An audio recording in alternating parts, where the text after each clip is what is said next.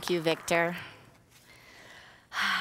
So the words to that song, there's nothing that I need to be doing, no place that I need to go. This moment alone is home, implying that this moment alone is pure and full, endowed with everything that is needed. And that I can stand in this moment in perfect peace and clarity of mind and clarity of conscience, knowing that there is nothing that needs to change. Has anyone made a New Year's resolution? Has anyone set any intentions about what might flower in their life? Participated possibly in some activities of letting go of some things we no longer need, that we don't want? How do we, as spiritual souls on a journey of unfolding our highest potential, how do we be in the space of that duality? Be in the space of the human and spiritual desire to progress, to unfold different aspects of ourselves, to let go of things that no longer serve us, to grow, in fact.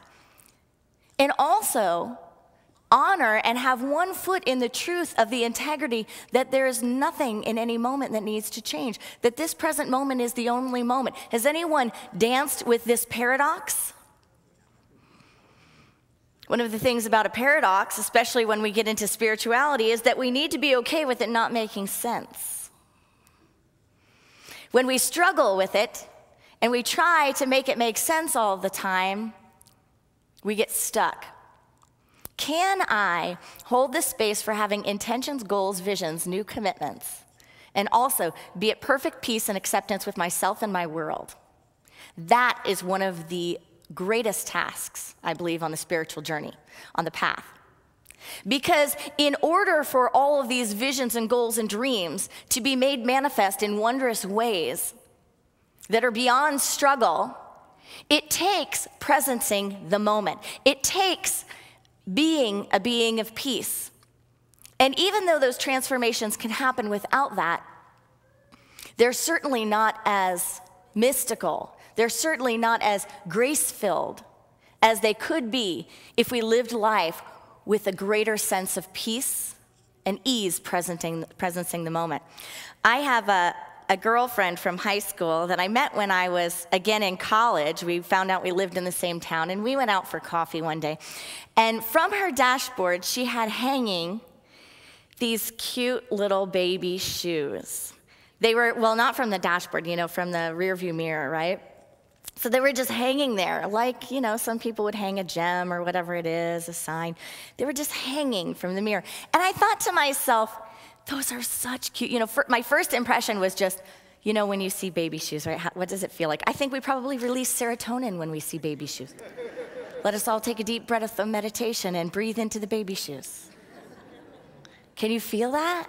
Right? So that was my first sense when I saw the baby shoes. It was just like, oh, like peace, gentleness, My second thought was, why does she have baby shoes hanging from her rearview mirror? Because I know she doesn't even have kids. So what is that?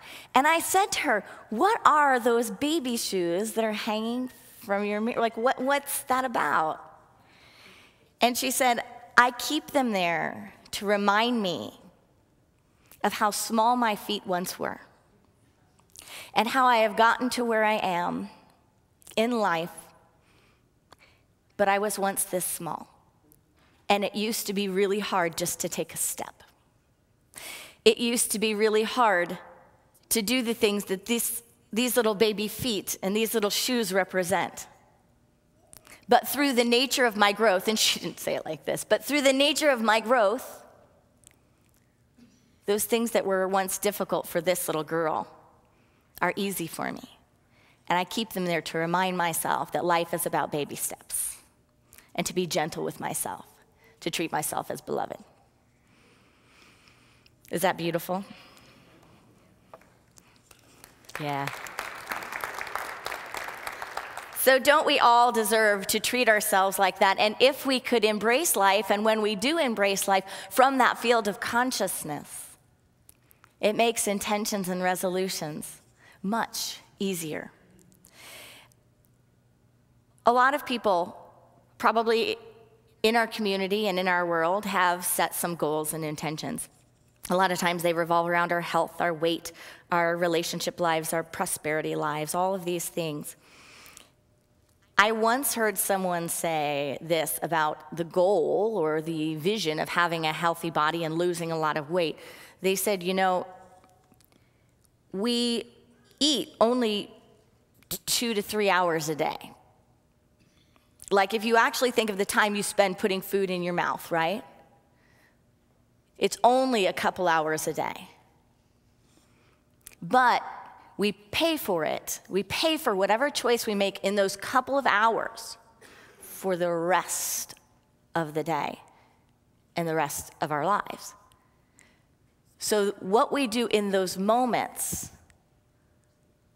travel on into the other, say, 22 hours of the day. And for 22 hours of the day, we experience the effects of the choice we made for only 2. And then if you really think of those 2 hours and you think of how much of those 2 hours you spent possibly doing whatever behaviors or eating in a way that wasn't good for you, it's probably only like a half an hour of it, maybe, right? If you don't count the parts that were really good for you. So now we're only looking at a half an hour. But see, sometimes when we look at these grand goals and visions, we think, oh, that's so much. I have to be strong all that time. I have to be strong 24 hours a day. But if you really break it down, no, it's a half an hour. Be strong for a half an hour. Little by little, in baby steps, that's how we reach our goals. That's how we reach our intentions. It's the same with finances and spending.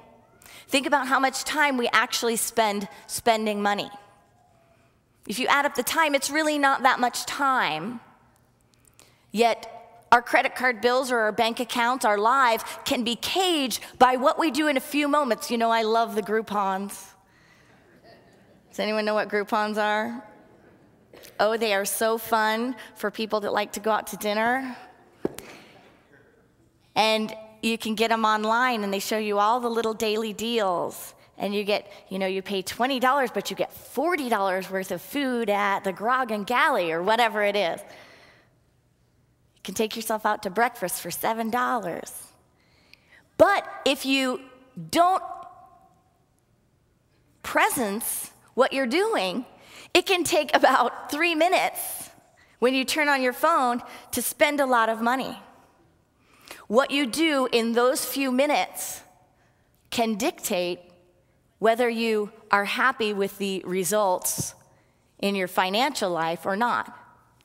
That's really how most of these decisions are. But the ego builds up the ideas of goals, resolutions, and intentions to make this craving aversion relationship. Like, if I do this, then I won't get to have all the things that I want, like in every moment. And it brings up anxiety. And we start trying to pull back in, the subconscious parts of ourselves try to pull back in the things that bring us comfort. I have never changed a pattern. I have never changed a habit. I have never taken a big step in my conscious life of letting go of something that I no longer want to have in my life. I've never taken it without first stopping to pray for the release of the desire.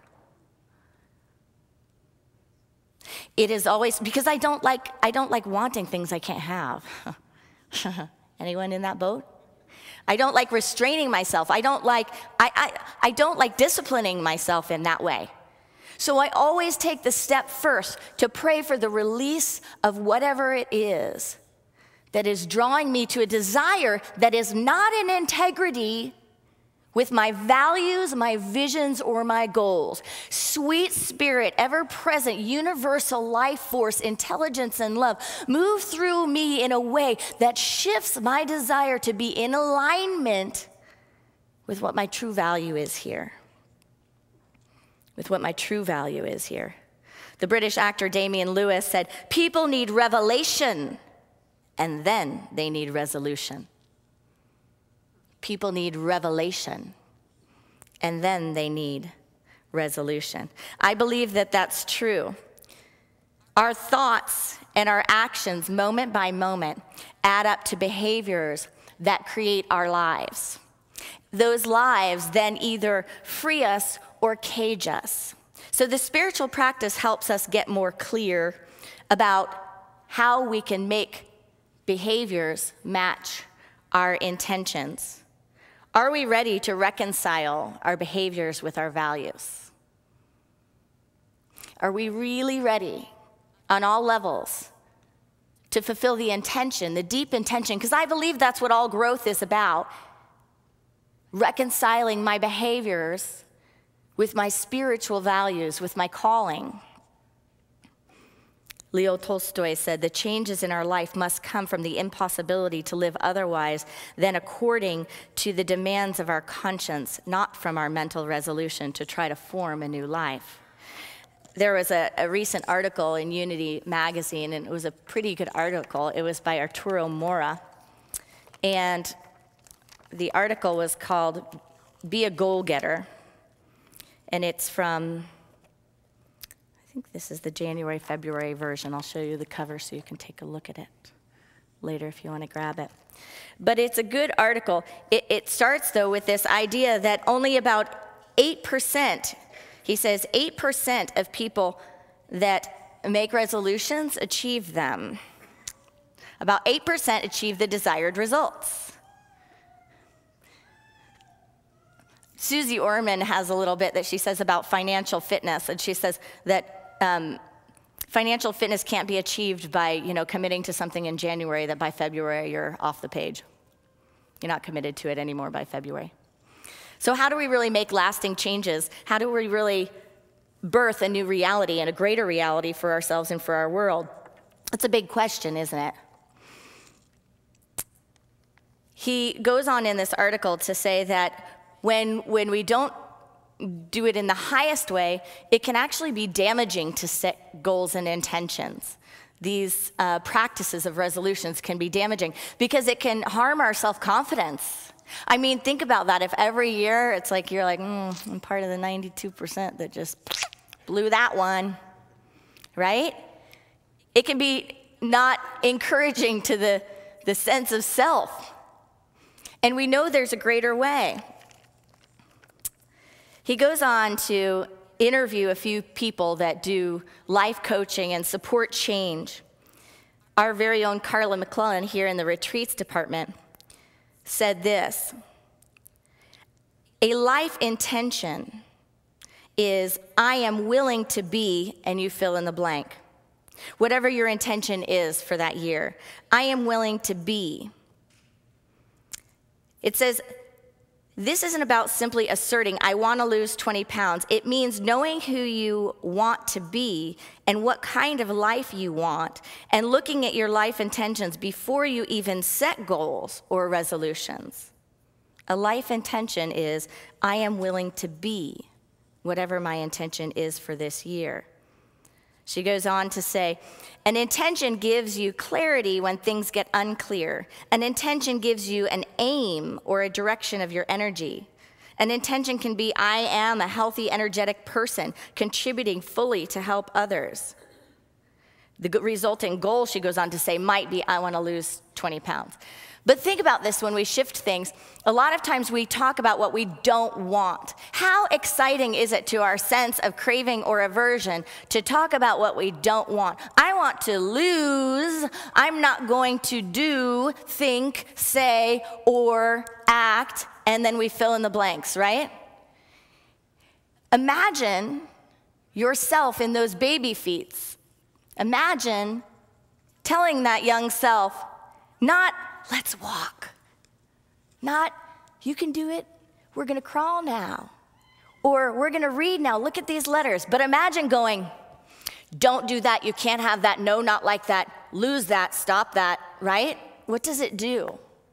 It doesn't foster a sweet adventure for growth. And that's what we're all here to be living, is a sweet adventure of spiritual growth. The article goes on to say that failure most often occurs when people pick goals without a really deep motivation behind it. And that's what Cindy Wigglesworth, an author, said. She said, beware of superficial goals that are not connected to who you want to be.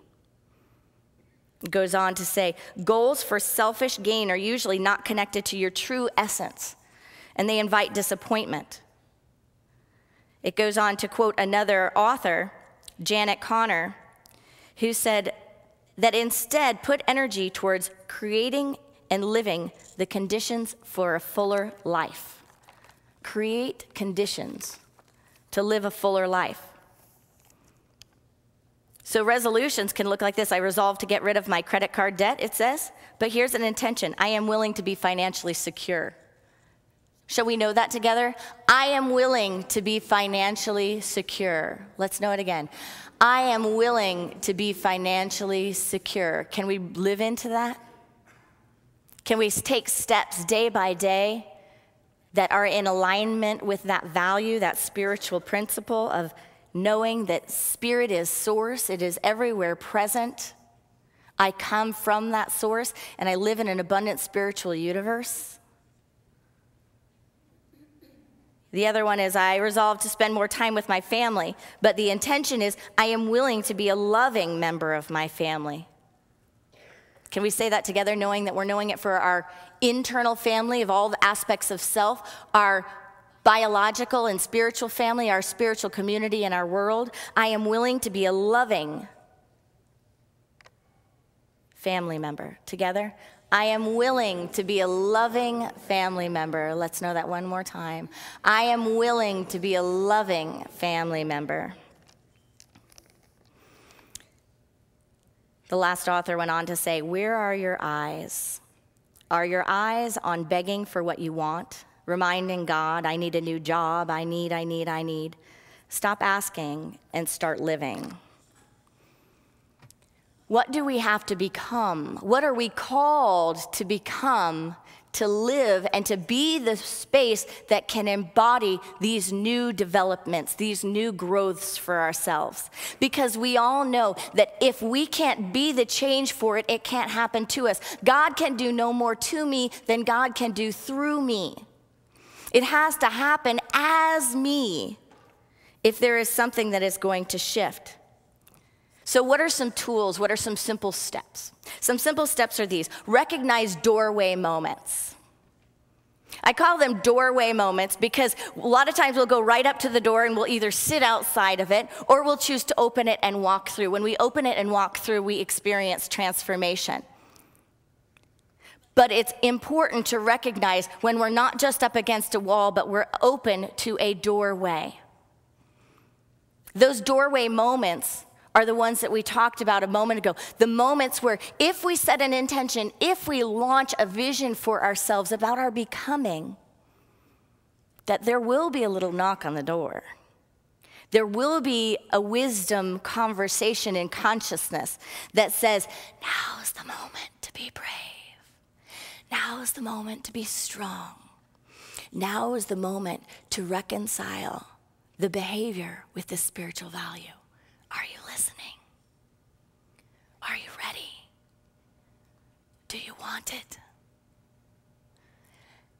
Because all the other moments are just dramas of the mind.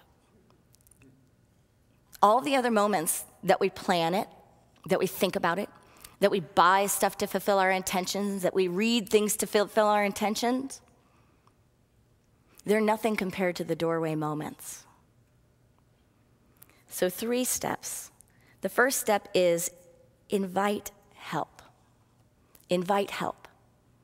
Anytime we're ready for spiritual growth on all levels, let us launch a prayer for help. Not help as in I am powerless, but help as in knowing that when we really launch it, there is an infinite universal support system, a living matrix of absolute beauty, power, and support that will come in and rush in and flood in every right moment, giving me everything I need to walk through that doorway.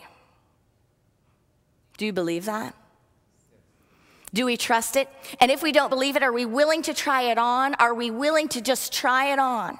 Because sometimes I think we forget to ask for that help, or we ask from that help from this place of lack, like I have nothing, there's no way I could do it, something, please do it to me. Please do it for me. I know I can't do it. That's not the kind of help we're talking about. The kind of help we're talking about is the kind of help that we move ourselves with spiritual maturity from this place where we love to be, but no baby started to walk from sitting here and just going, walk for me. We move by drawing from the strength in our spiritual maturity and our spiritual practice and getting up and from this standing place, from a place of grounding and absolute center saying, help, not from something that is lacking, help from the absolute power and presence of substance, life, intelligence that I know to be true in this universe. I am looking, I am seeing, I am claiming. Thank you. That's the first step. A second step is this, strength. Call forth the spiritual strength that is within each one of us. Strength not under the illusion that we actually need that strength in every single moment, but strength when we are at the doorway.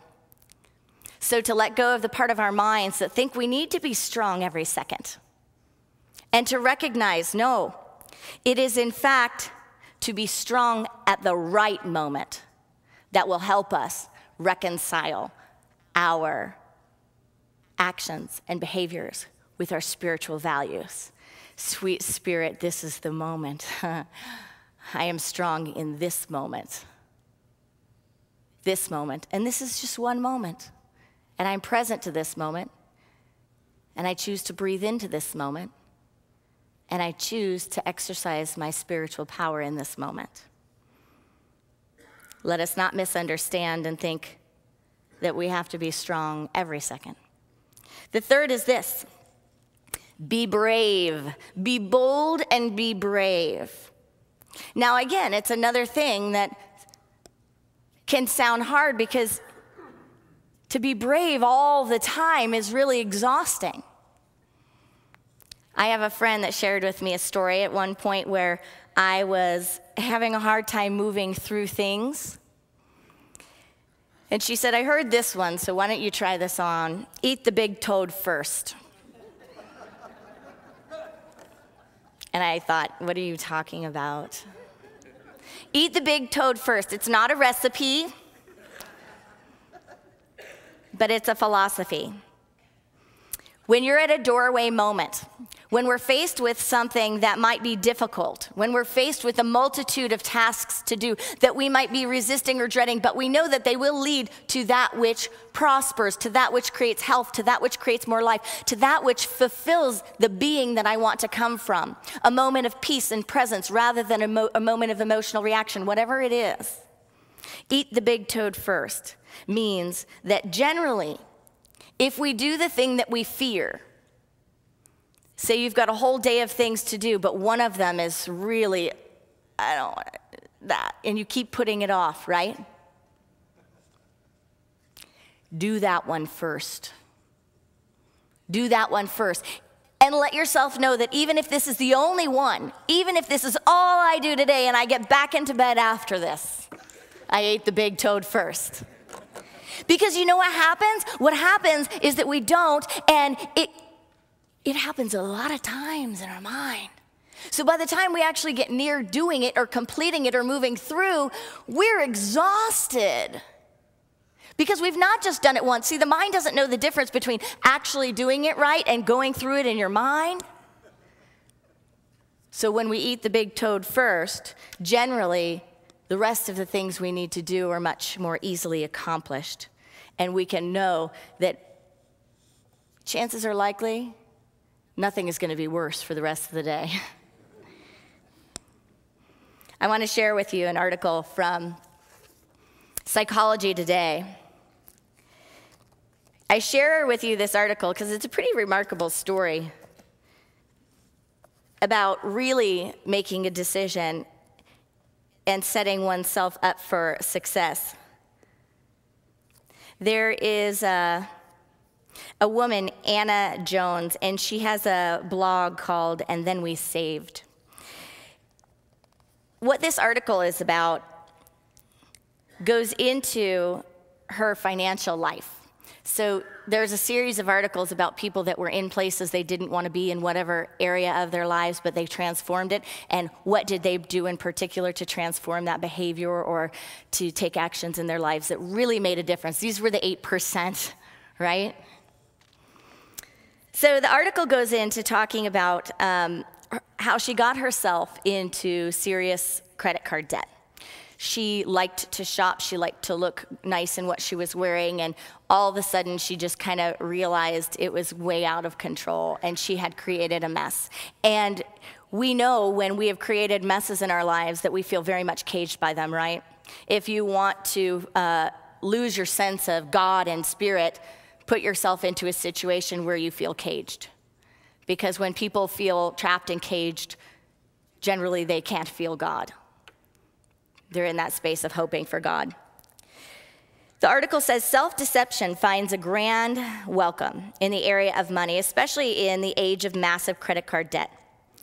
It says money, after all, is a common yardstick of our value and our ability to control our life. Looking as if you're doing well can seem like a shortcut to actually making it. She goes on to say that she was in that practice of looking like she was making it, but everything really wasn't adding up. She said, financial denial is attempting to cope with anxiety or feelings of incompetence, not by thinking about money and not dealing with it. It says in the article that by the time she woke up, by 2009, she could no longer hide from the truth of what she had created.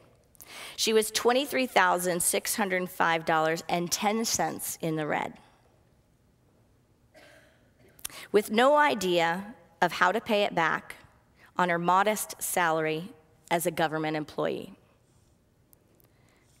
Almost $24,000 in credit card debt, with no idea how to pay it back on a modest income as a government employee. It goes on to say, she decided to get brutally real with herself.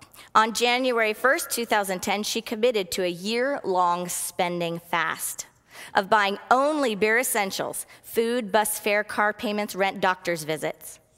No movies out, no dinners out, no movies, new clothes, or cute knickknacks. To make it impossible to deceive herself, it says, she announced her decision by starting a blog called And Then We Saved. Do you want to know what happened? So you can notice there's a few key things here, right? She recognized that the lifestyle was creating a cage, not a place to fly from, not a place of freedom. It was creating a cage. She looked honestly, took a hard look at what behaviors are adding up to this. She made a bold and brave commitment. A bold and brave commitment to look at that and to make serious lifestyle changes. But changes not that would just be temporary, changes that would launch a new life, a new way of living. Do you think she did it? The article says, oh, and then the other piece before we move on past it. That blog has to do with what? Self-accountability. Record keeping, not only for oneself, but inviting other people in, right? Inviting and help, inviting a connection, something that will help keep you accountable to yourself, to your decisions. And that's brave, that's fearless, especially thinking that 92% would fail, right? You have to not care.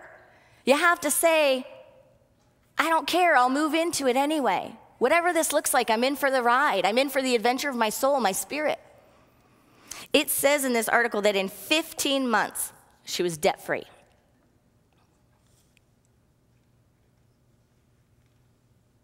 15 months, she was debt-free. Now, we're not just talking about debt, and we're not just talking about our financial fitness. We're not just talking about how we eat and the health of our bodies, but we're talking about overcoming.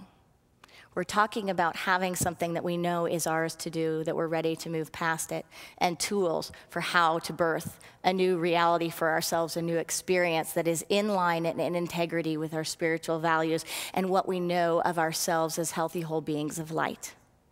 Pretty good, huh, that she did it in a year, in 15 months? Yeah. Are we willing to claim that for ourselves in whatever our story is, whatever we're ready to birth? It says that she's now proud of being a cheapskate, and she said, I have the freedom to live the life I want. Defeating financial anxiety got her something that money can't buy: autonomy and self-reliance. So, whatever it is that is in your heart, whatever it is that is in this global heart to unfold, let us unfold it through presencing each moment, not making the moment not whole, not making the moment torture, but recognizing that we're called to be strong, we're called to be brave in only a few moments. Not all the time, but in those doorway moments. And when we recognize those doorway moments, we make a new start. Right where we stand at the front of the doorway, we create a new life. Let us treat every moment not as if something is missing or if life is filled with holes, but as if we are standing on holy ground in an outstanding spiritual adventure of unfolding our light. Namaste.